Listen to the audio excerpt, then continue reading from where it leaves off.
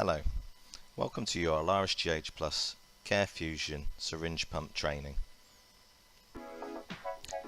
By the end of this e-learning module, the user will be able to ensure that the Alaris GH syringe pump is appropriate for the intended use, be able to operate the Alaris GH syringe pump safely and competently, be able to use the appropriate accessories, be able to respond to alerts and alarms, have knowledge of the moving and handling ergonomics when moving or repositioning the device, and be able to clean and store the pump safely. So with that in mind, let's make a start. So this is the Alaris GH syringe pump as you know it. It is an infusion device for controlled infusion rates and volume of fluids and drugs of 50 ml or less. First thing you're going to want to do is check for the obvious signs of physical damage to the Alaris GH syringe pump and the lead itself. Check the service sticker to ensure that the Alaris pump is within its service period. Attach the pump to a power supply and ensure that the power indicator is lit, and observe for the self-test when the pump is switched on.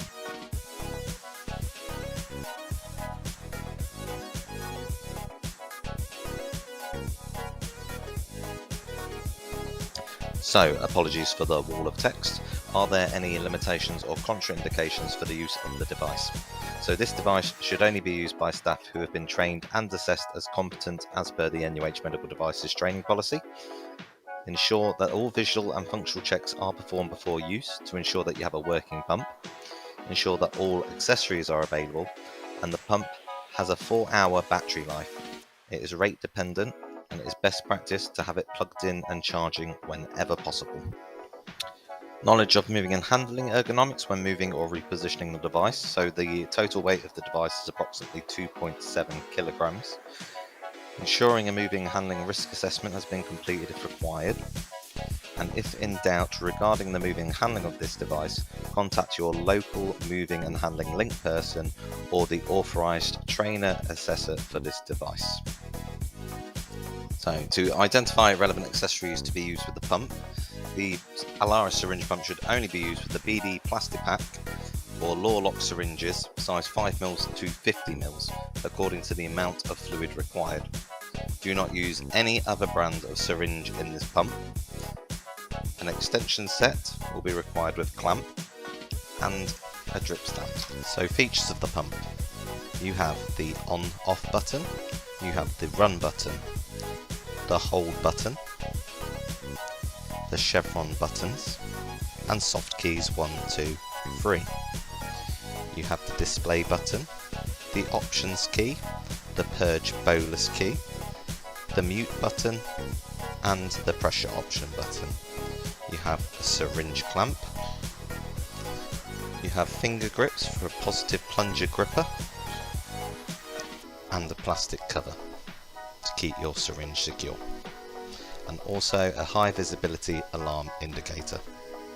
Moving round to the back of the device, we have a release lever for the rotating cam, a carrying handle, the rating plate, the power lead,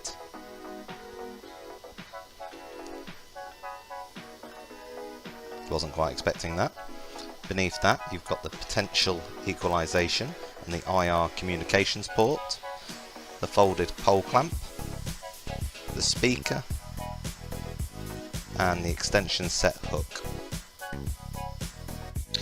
With the exception of critical care areas, the Alaris GH syringe pump will have a locking cover fitted to protect the syringe and its contents from tampering. A key has been issued to all areas to unlock and lock the cover and is located on the drugs keys. The pump has been configured to allow the user to adjust the rate while the pump cover is locked.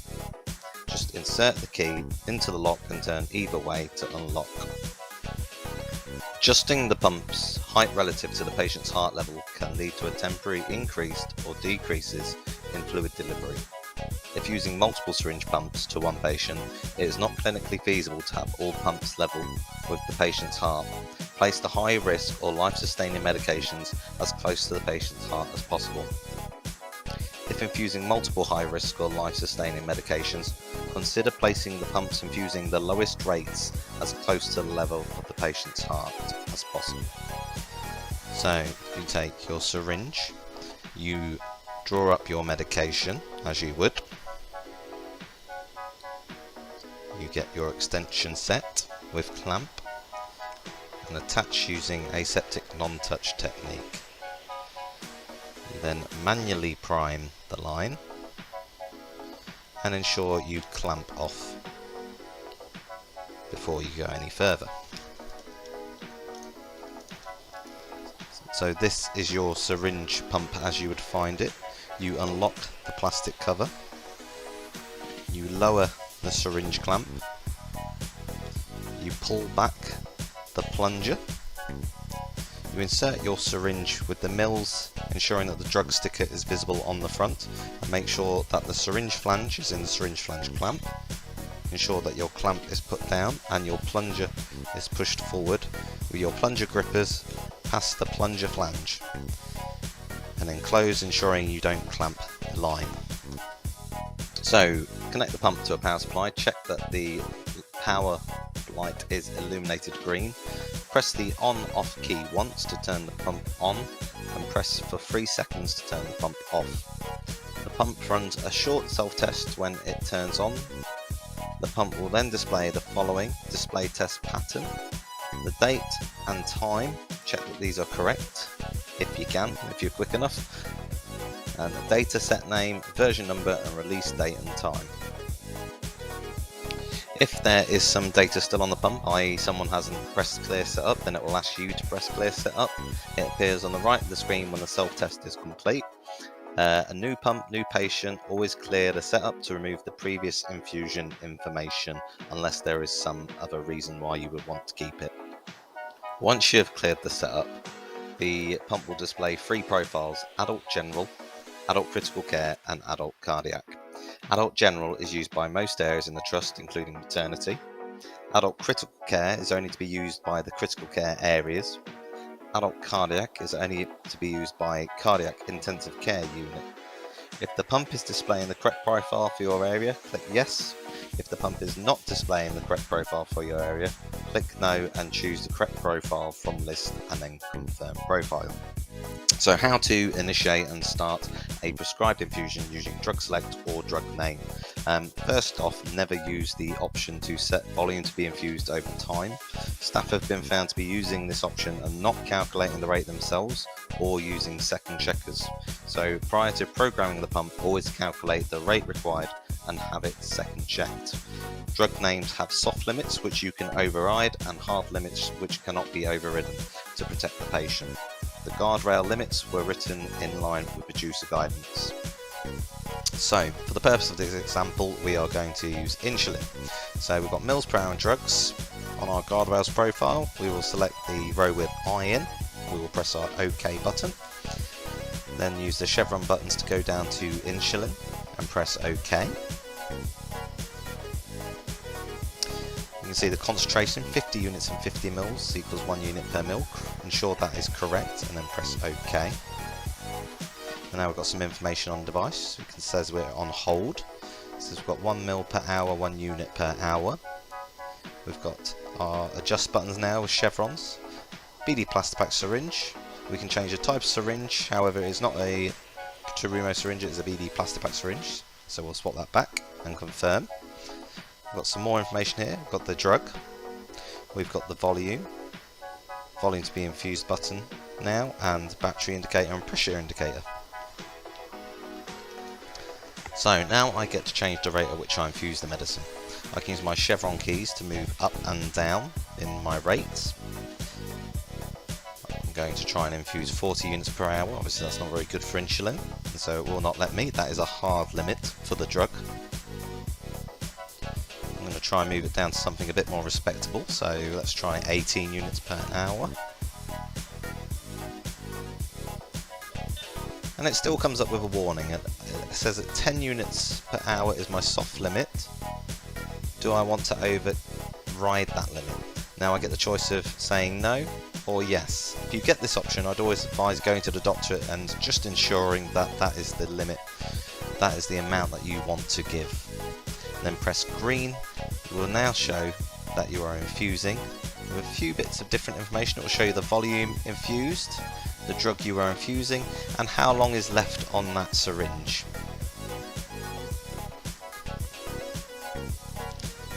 Now, you may have noticed in the last example I locked the device, and so I'm very limited in what I can do once I've locked the device. I can view the volume and the front screen, that's about it. Now if I press the options button and go down to the option unlock rate,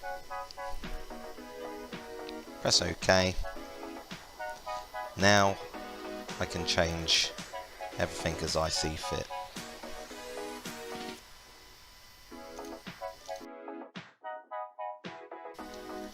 Once unlocked, I can titrate the rate and change it whilst it's infusing. I can press run to start infusing that new rate, and if I've got a soft limit, it will still ask me if I want to override it. I can just click yes. How to set the infusion pressure limits and the importance of this. Once infusing, to check and adjust the pressure levels, press the pressure key. It looks like a little ladder. Some people might call it the ladder key. A bar graph will be displayed showing the pressure alarm level with a bell icon next to it and the actual pressure level with a person icon next to it.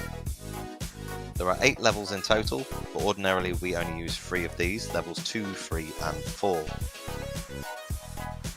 So the levels step up in 100 milligrams of mercury increments. Level 1 is equivalent to 100 milligrams of mercury, and level 8 is equivalent to 800 milligrams of mercury. Level 1 requires minimal pressure to alarm. It is a very low limit.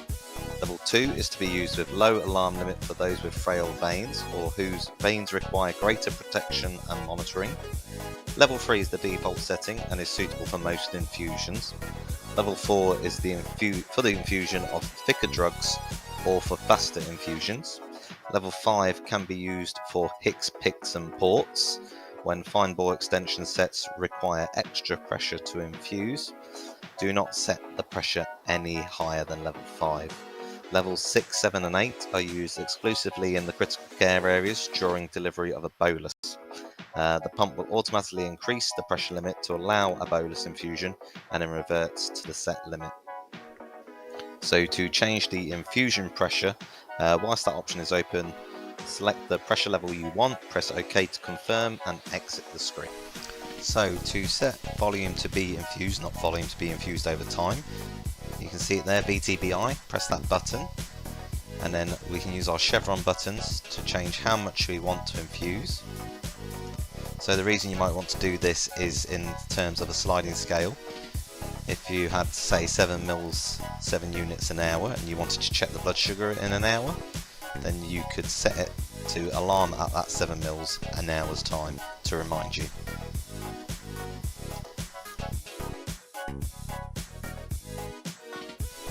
So, to put the pump on hold, you just press the little hold button. The light changes from the run to hold, and it says you're on hold. Also, the timer isn't moving for the time left on the infusion, that's how you know.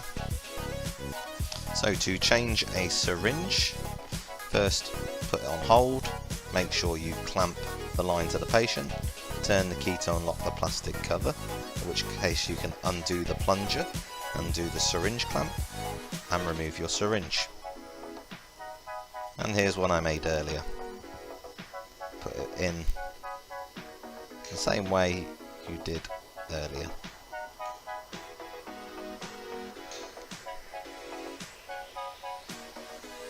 Check that the syringe and all the details are still the same, and then press go, as long as it's the same drug.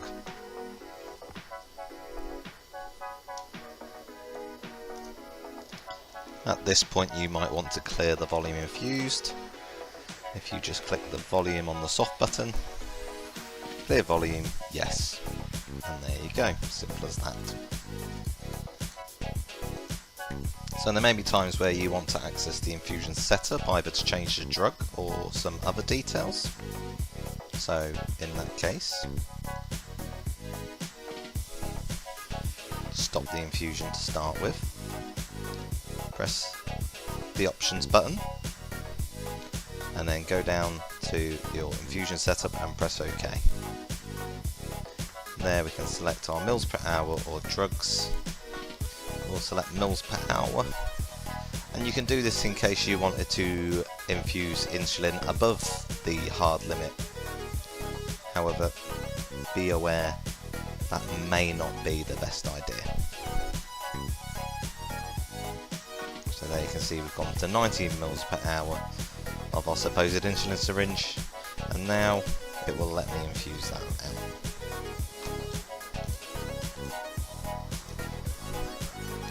So if I wanted to add a drug, we went the other way round and we're on mils per hour. First I'll unlock my rate. I'm going to bring it down to a more reasonable level before I do this. So let's say we're infusing at 9 mils an hour. Press my options button. I'll go down to add drug. Use the chevron keys and press OK.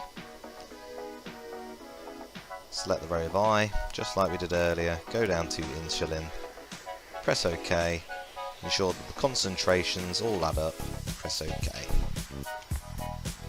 And there we go, now we're back to infusing insulin.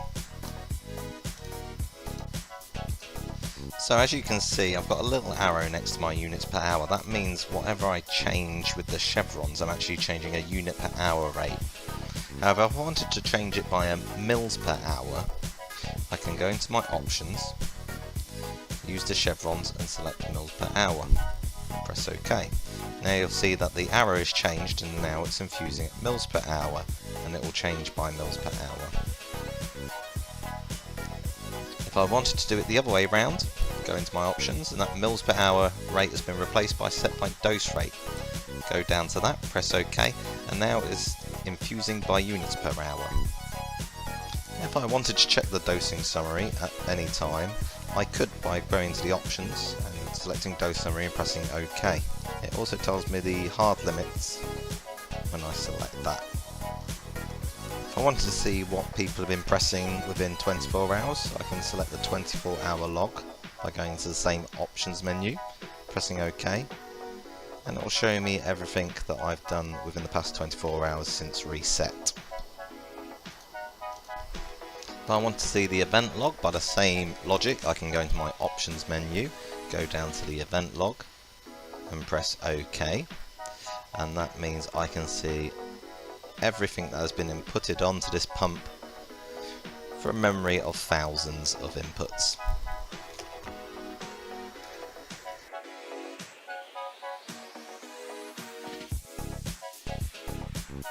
So actions to take in the event of following alarm conditions.